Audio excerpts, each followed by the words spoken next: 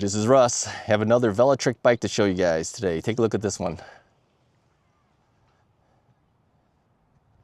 This is the new Velotric Tempo.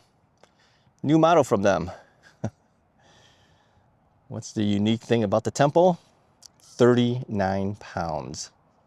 39 pounds. I think that is probably the biggest thing to talk about this bike. It is super light in weight. Yeah, you can lift this one up. MSRP, $1,499 as of this particular recording. 39 pounds with the battery, 34 pounds without the battery. You'll probably want the battery on there. 39 pounds, okay? It's UL certified, UL 2849 certified with a UL 2271 certified bike battery pack. IPX6 resistance for the entire bike for water resistance. IPX7 battery protection for water resistance. There you go. And all of these testing is done at UL Labs, okay? Now they have a different size available for you if you're interested in that. They have a high step model and a mid step model. Now the high step model comes in two frame sizes. The regular frame is 5'1" to 5'9" people. Large frame is 5'7" to 6'5". The mid step version, which is what I have here, the regular size frame is 4'10" to 5'5". The large size frame, which is what I have, goes for 5'3" to 5'11" people. So I am 5'10", so I am on the higher side of the mid step large, okay? So there's an adaptive sensor swap, so which means you can do torque and cadence sensor. This is the display screen right up here. So you can do torque and cadence sensor changing on the fly.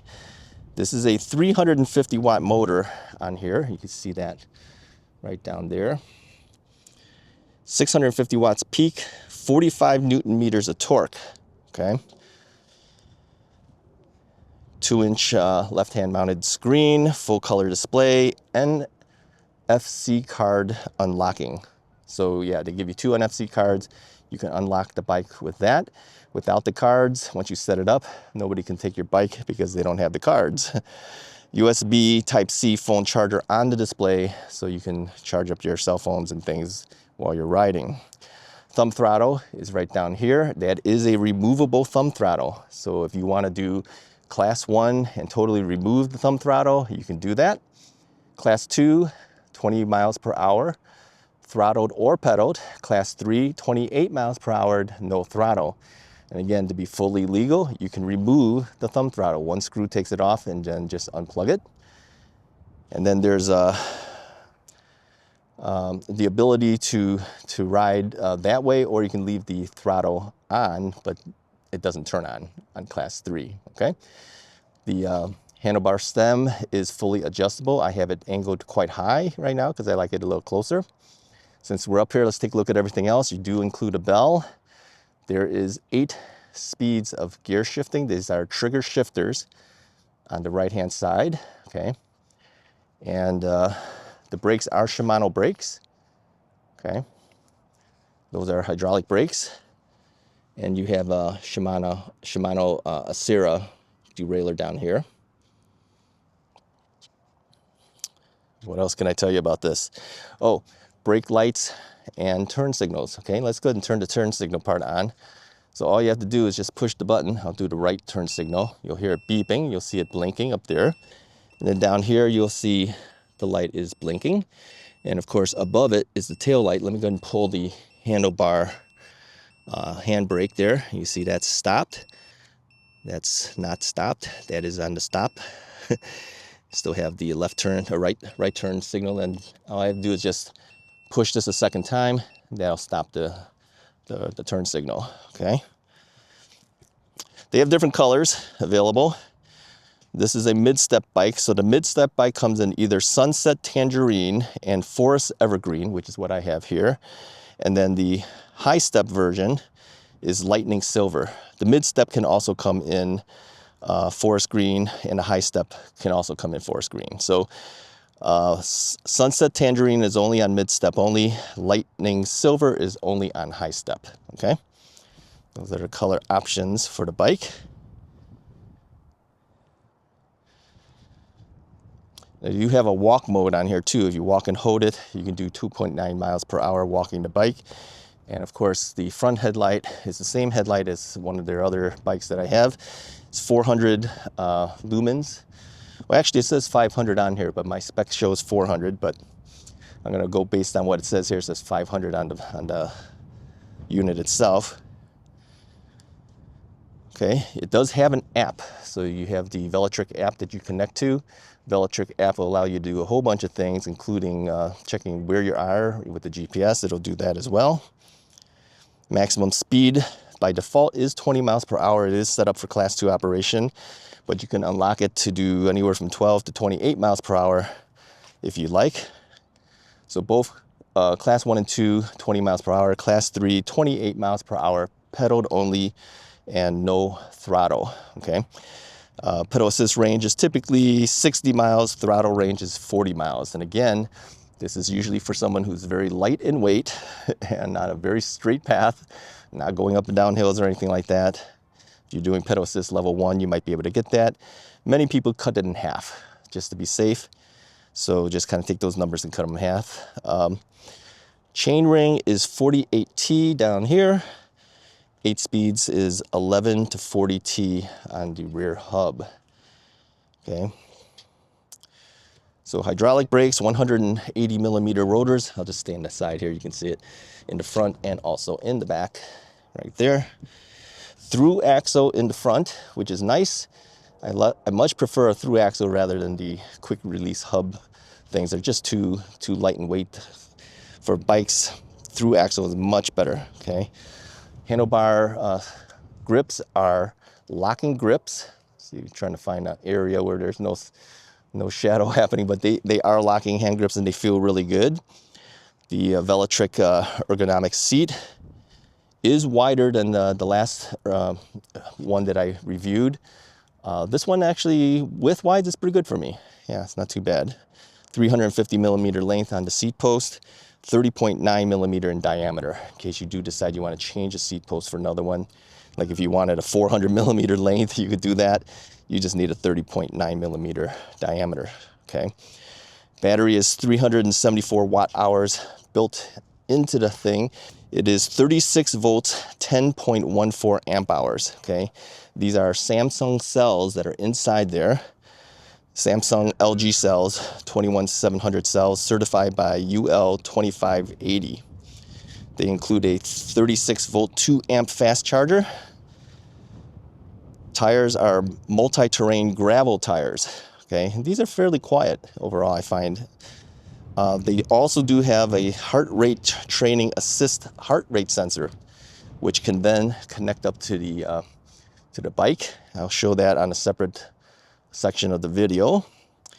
And I think that pretty much covers everything. Yeah, am I missing anything? I think I got it all. I'm trying my best to remember everything.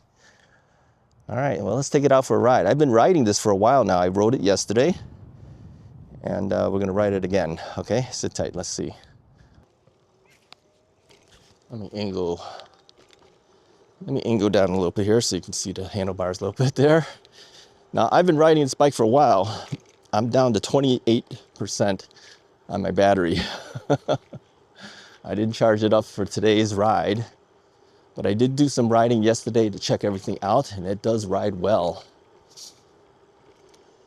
You can do 28 miles per hour on this on class 3 if you like, or 20 miles per hour on class 1 and 2. Class 1, no throttle. Class 2, throttle and pedal to 20 miles per hour. Class 3, 28 miles per hour pedaled, no throttle, okay? Here's my recommendation, all right? I was able to get this going to about 25 miles an hour when I set it for class 3 operation, and then I ran out of steam. I don't have the strongest leg, as you know, with my replaced knee and everything. But I'm sure you can probably do 28 miles per hour, but I was not able to do it just based on my own physical limitations. My recommendation, I would leave this as a class 2 bike, even though you can do class 3. And the reason I would do that is because I kind of feel, you know, this is not the biggest wattage motor on here. and the battery is 10 point something amp hours. So to conserve the battery, to go farther, I would do it in class 2. Yeah. Here's who I think is best suited for these bikes, okay? Someone who says, I just want to ride around the neighborhood. I don't want anything to bother me as far as my ride. I don't want people talking about me. I don't want people knowing I've got an e-bike. This is it. Yeah, this thing is so stealthy. You don't hear it. The only thing I hear is the wheels on the road, and even that's very quiet. It's a very stealthy bike. And the way it's designed and the way it looks like a normal non-electric bike. Yeah. I think most people would be able have a hard time telling this is an actual e-bike. They might tell from the back because, you know, you do have turn signals, you do have lighted brake lights and all that type of thing. But passing through someone quickly, I seriously doubt they would know that this is actually an e-bike. People who have seen the bike have said, wow, that doesn't even look like an e-bike. I go, yeah, that's the whole point. That's why I kind of like it. Yeah. Yeah, I think I'm going to hang on to this bike for a while. Yeah. Because there's areas around town in my area that really don't want to see an e-bike riding on their paths. I could ride this and nobody would ever know. They would never know. Yep. It's smooth. Yeah. There may not be any front suspension. There's no rear suspension or anything like that. But this is such a lightweight bike that I don't think you really notice that much. Yeah. I've bumped into bumps already, and it's not that bad. Yeah. It's actually pretty good. The minute you put a front fork suspension on a bike, it adds weight, right? Well, they've cut everything back on this bike so that only the necessity is there and everything else has been taken off. I think that's a smart move. So who is this bike not for? Well, I would say it's not for people who have lots of hills. I think it would struggle a little bit going over hills. It's got, 45 Newton meters of torque. So it's not going to be a really great hill climber. But if you live in areas like I do here in Illinois, which we mostly have flat land out here. I mean, we have our occasional incline. I'm going up an incline right now. I'm still doing 20 miles an hour on it. I'm down to 15% of my battery here. I rode it a lot yesterday. I should have charged it up. But I also wanted to see, what would happen if my battery level is down. I'm still going pretty good at 15% battery power. Yeah, the only thing I added to this bike that doesn't come standard is I added a side view mirror, which I do on many of my bikes. I added this thing, and it's easy to do. I just unscrew 2 screws. I move this closer in and move this one closer in, giving some space to put this in there. I do highly recommend you put a side view mirror on a bike, whether you put a bar end mirror or on mine's it's a mirror that attaches to the top of the handlebar. It does help to know what's behind you. Yeah. All right, let's see if we can cross through here first. The throttle is helpful when you're getting started. So you don't have to immediately pedal if you don't want to. You just throttle it. Pedaling is easy. You can jump back and forth between cadence sensor and torque sensor. So all I have to do is push and hold the M button right here, push and hold it. If you just push it, it triggers through all these different modes here. You can see all the functions. We're going to cover that in a separate portion of the video. But if you push it once, that'll do that. But if you push and hold that M button, it'll jump you from torque sensor to cadence sensor. Yeah. If you want to change the class operation, there's a button down on the bottom here. Let me angle down a little more here. There's a button down here. If you push that, okay, that'll jump you from class 1, 2, or class 3. So I'm going to put it on class 2, which of course gives me throttle as well. Yeah, it's pretty nice. It's pretty nice. It's not the most powerful bike, but even with a 350 watt motor, it does pretty good. Yeah, surprisingly good. Yeah, I'm down to 14% battery power. I'm still going pretty good. We'll do a range test one day on this bike because I know since it is a smaller wattage and a smaller battery in here, how far can we really go? we'll need to find that out, but we'll have to do it on another day. I was lucky enough today to be able to take my bike out to do this review because we have a very short window of 2 days where we have 60-degree weather. I still have everything on. I got my winter jacket on and the gloves, and I even have the earpiece stuff on my helmet liner because when the wind's blowing up against you, you do kind of feel that. So yeah, I'm glad to be able to go out. Anyways, I like the bike a lot. Yeah, I really do. I think it's a great bike for someone who wants to be riding a bike that doesn't look like an e-bike. Doesn't even feel like an e-bike. It feels like I'm on my old 10-speed bike. Remember those bikes back in the day? That's what it feels like, yeah.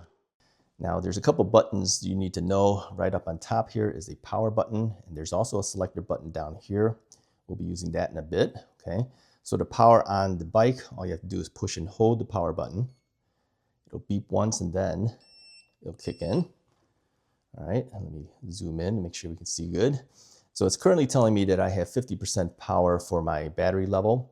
It tells me that the time is currently 13:54, which is 1:54 p.m. We're at 0 speed because we're not moving. And we have class 1 operation with no pedal assist levels at off. And also we're on a cadence sensor, okay? So now you need to know what these buttons are, all right?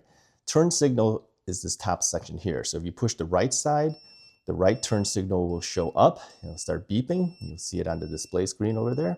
And then if you want to turn it off, just push that button again. If you want the left turn signal, just go and do that.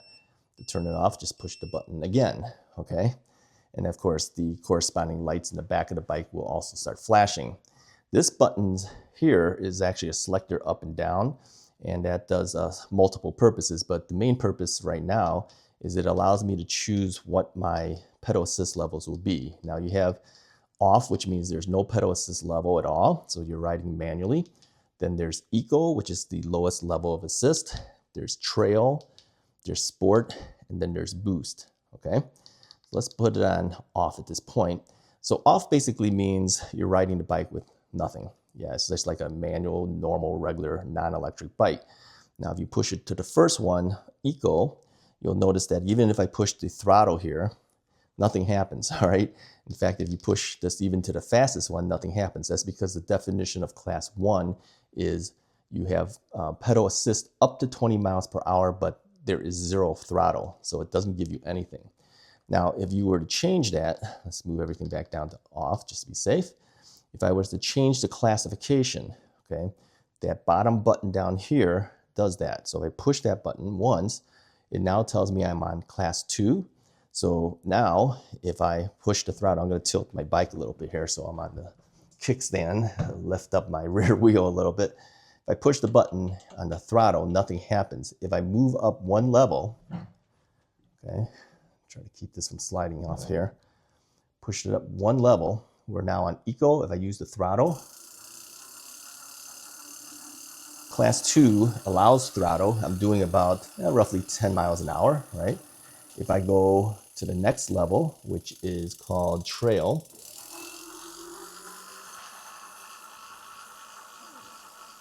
you can do about 15 miles per hour. If I go up to sport, throttle now goes to about 17 miles per hour. And if we go one more to this fastest boost, we should hit 20 miles per hour. There we go. Okay. Hit the brakes there. Okay, so now, what about class 3? If you're on class 3, we'll push this button again here. And it says class 3, even on boost, nothing happens with the throttle. That's because the definition of class 3 is you can pedal up to 28 miles per hour with 0 throttle. Okay, you could even remove the throttle if you want. It's just one screw that undoes this bracket here, and then you could take it off and just unplug it. Then that would be a true class 3. All right, what else can we show you? All right, how do you change from a torque sensor and cadence sensor? Well, that's actually pretty easy to do too.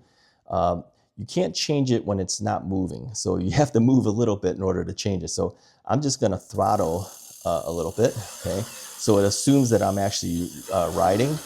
To change it, all we do is we push and hold the M button. If If I push and hold it, you'll see it's now switched it to torque. Can you see that? So now as I pedal, I have torque sensing pedaling. If I push and hold the M button again on the fly,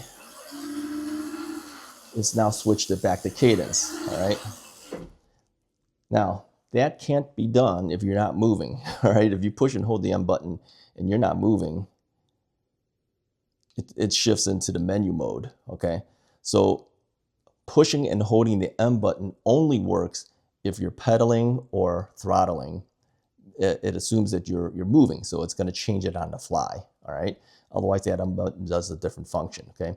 Now, if you don't push and hold, if you just simply push and just cycle through, you see there's a whole bunch of menu stuff here, all right? So let's go through that real quickly. The main menu is this one, as we've been seeing. Then the second menu here, we'll go through trip distance, let's see, trip time, estimated range, CO2 saved, maximum speed, average speed, odometer, total time, motor temperature, controller temperature, cadence, calories, and average powers, okay? So you have, oh, and there's one more. There's heart rate and average heart rate. We'll talk about that in a minute in a different mode called pulse mode, okay? So when you're pushing and just clicking this as you're using the bike, it cycles through the various menu options there, okay? All right, so how do we adjust things if we want to change things? Well, to do that, all you need to do to change that is you want to push and hold the M button when you're not moving. Okay, if you push and hold the M button when you're not moving, it now goes into the advanced functions of the menu. And the first one is speed limit, all right? Now to get that, we use the buttons for the turn signals. And well, let's actually get into it first. Hit the M button again. Using the turn signal buttons, you now can change the settings for class 1, 2, 3, and custom. Now, there's really not much you can change on these things, 1, 2, 3, because they're predetermined, but the custom is where you can change it. And well, you could push that back button again if you want, and they'll pop you out, or again, holding the M button, getting into the main thing. Instead of popping out, I can go with the down, up and down here, drop it to pulse mode, hit the M button, and then it says, your pulse mode is currently off, okay? To select that, I use, again, these buttons, left and right, move it here, and it says, okay, here's the heart rate monitor, which is actually this thing here, all right? So this device here attaches to your arm. I usually put this just above, just below my elbow. So it's on my forearm. There's an on-off button here. I'm gonna push and hold the on-off button. Okay. Little blue light kicks in, and you might notice too, immediately that has changed because it's now linked this armband to this.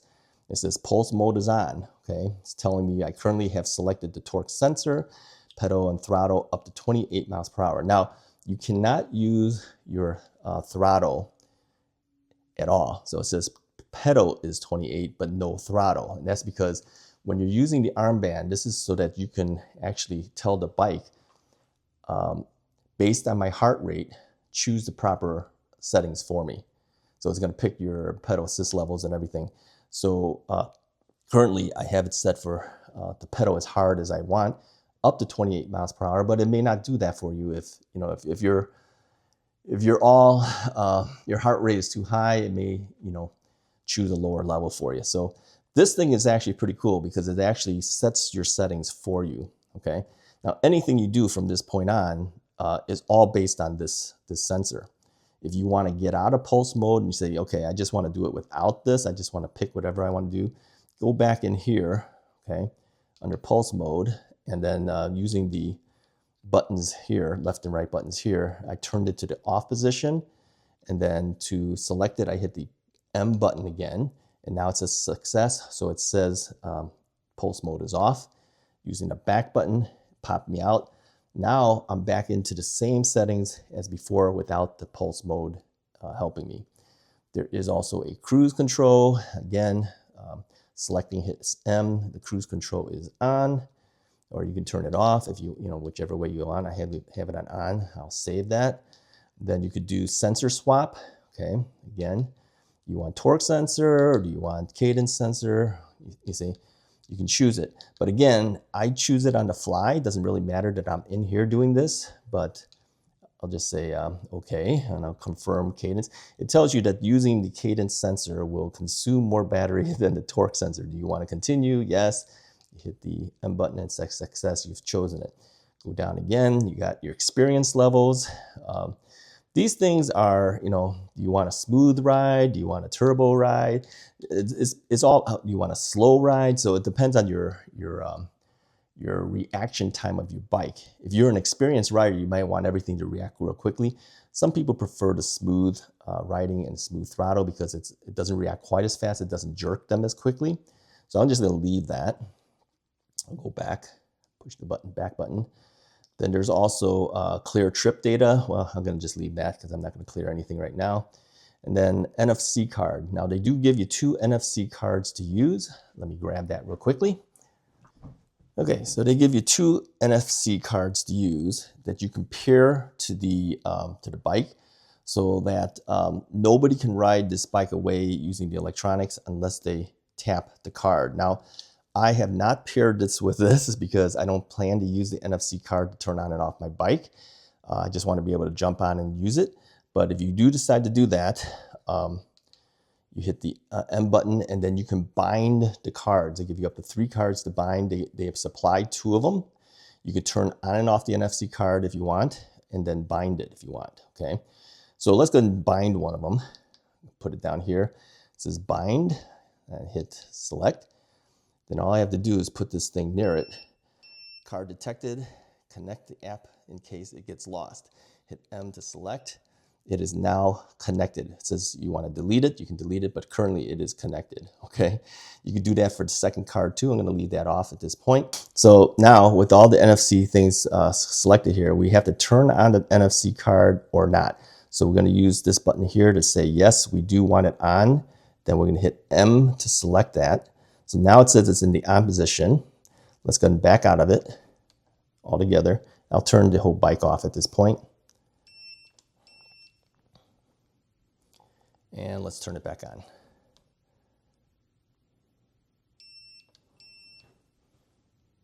Now it says, where's the NFC card? Okay, nobody can ride this bike without that card. If I put the card next to it, it now turns it on and we can go.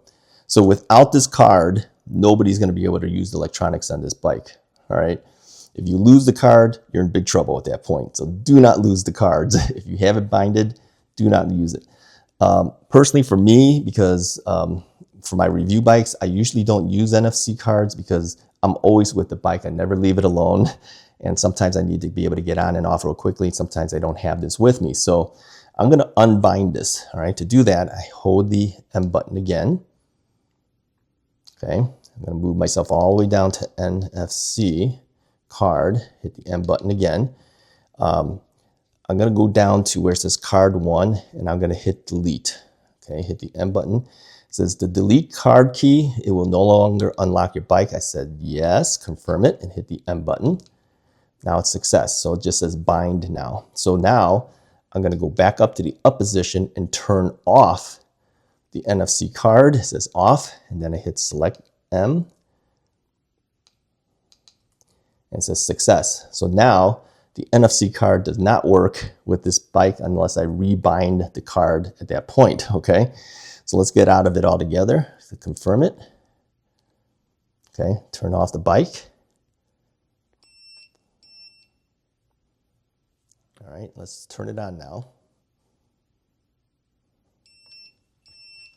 And the bike is on. So it does not need it. It says your heart rate monitor is disconnected. Please check the device. Okay. Yeah. Well, we didn't have the heart rate monitor running, so it's on the off position. So it tells you right now that you're not using the heart rate monitor. Okay. All right. That's cool. All right. What else can we tell you here? Let's go back into the menu again. Push and hold the M button. Yeah, there's a lot of things, right? All right. Let's go further down. Connect to app. All right, I already connected the bike to the app. All right, and we'll show you a little bit later what the app looks like. There is Apple Find My, so you can actually connect Apple Find My to this. So in case someone takes your bike, you can actually hunt them down with the app will Find My. And also for Android, the Android Find My Hub, I think it's called, is also able to be connected here. Heart rate connector, that's this thing here. Okay, I've already connected it, so obviously it knows to use it, all right? And then rear light mode, you have different options on rear light mode. Hit M to select. You can, well, it says steady state rear light, or flashing rear light, or ride steady state, but brakes will enhance and flash. Okay. Actually, I kind of like that. So when you're riding, the rear light will be on when you have the light on, but then when you brake, the brake light will be brighter and flashing. I kind of like that. Hit M to save it. Okay, and now it's saved. Hit the back button, which is down here, and we're done. So those are all the functions within the Summit 2. Yeah, there's a lot of things to look at. Now, the only other thing you haven't seen is the app, okay? I'll show you some screenshots of the apps just so that you know what it looks like, but I'm not gonna go through all the app things. It's pretty self-explanatory, but you can do everything on the app as well. And in addition to that, any firmware updates can be done. Actually, when I got this bike, I did have 2 things to firmware update, and it updated my controller because of that. So yeah, all right, that's 20 minutes almost worth of information just on all of this, but it's pretty complete. Hopefully you enjoyed that. Anyways, if you like this video, go ahead and hit the like button, hit the subscribe button if you haven't already done so. If you want one of these bikes, go ahead and use the affiliate link that's in the description of my video. And that helps Velotric out, helps me out, helps you out. Thank you, Velotric, for giving me another bike to review. I really appreciate it. I'll talk to you guys next time.